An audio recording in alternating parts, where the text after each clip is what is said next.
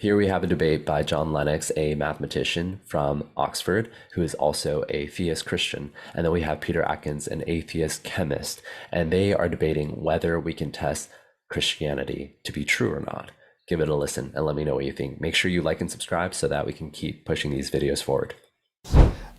Philosophy, just famous St. Augustine, Thomas Aquinas, you name them, completely wasted their lives by thinking about non-questions. It's only when... But that's your belief, Peter. But there's no evidence for God. It's the basis of that's the core of my belief. That's what we're talking about. But is that an assumption you're coming to it with? No, let me say. There is no evidence for God. That is the rock on which I build my system of explanations.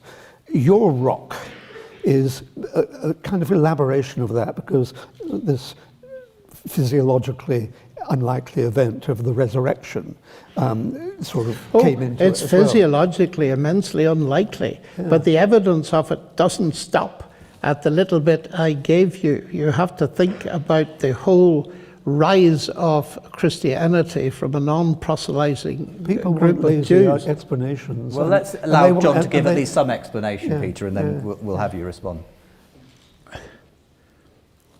The rock in my life is, I'm looking for a worldview, and you have a worldview, it's atheism, and I have a worldview that is Christian, that makes sense of life and gives me a meta-narrative big enough to live for and live in. Now, we've been talking tonight, all up to this time, about science and evidence that might come from the natural world.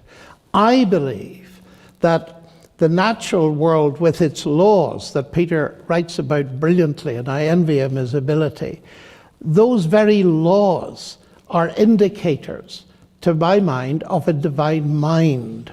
The fact that at the heart of biology is the longest word we've ever discovered, the genetic code, is again consistent that this universe is a word-based universe. In the beginning was the Word.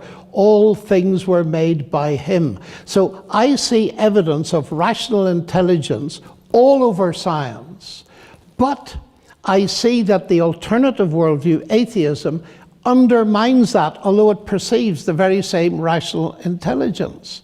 And so as explanatory power at that level, but you see, I did say Christianity is not merely a philosophy.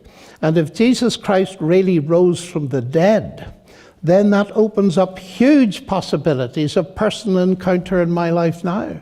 And the major reason why I believe that Christianity is true is because, and here comes science again as a base, because Christianity is testable. Oh, nonsense.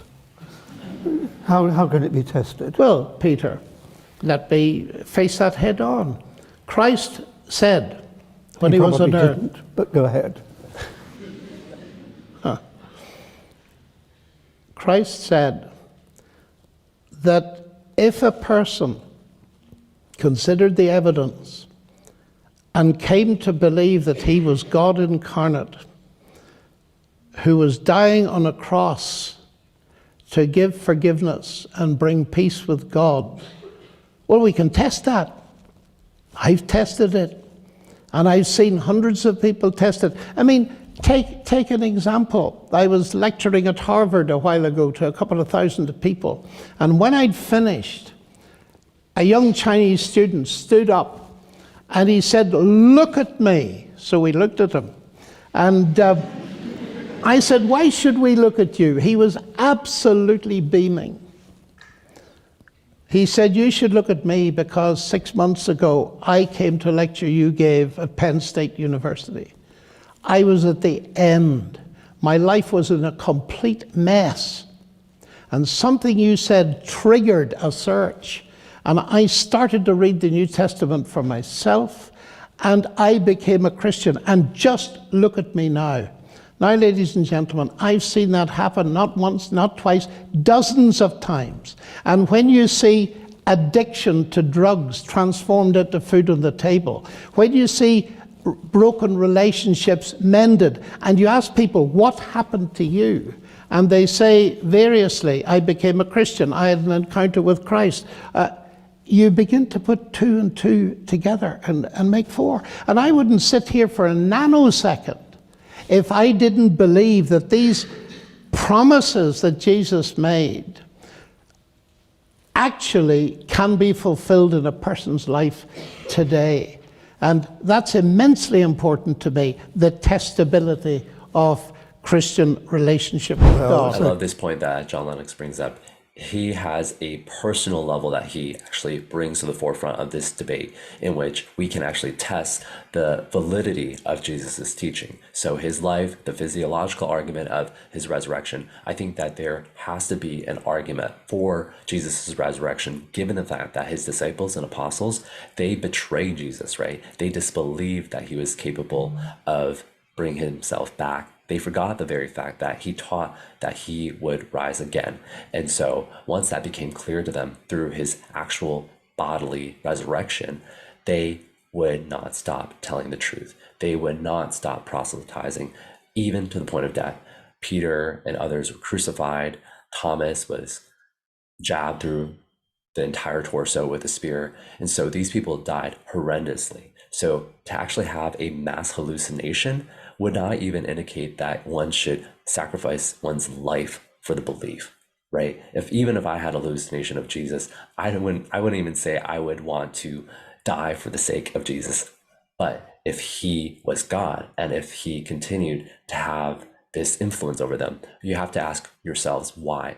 Why did John, Peter, Paul, who was a persecutor of the church, a very devout Jew, why did he convert when he met Jesus on the road to Damascus? And so all these accounts points back to a resurrected Jesus, who in their right mind would actually want to commit their lives to homelessness, to persecution, and being killed and martyred for the sake of Jesus.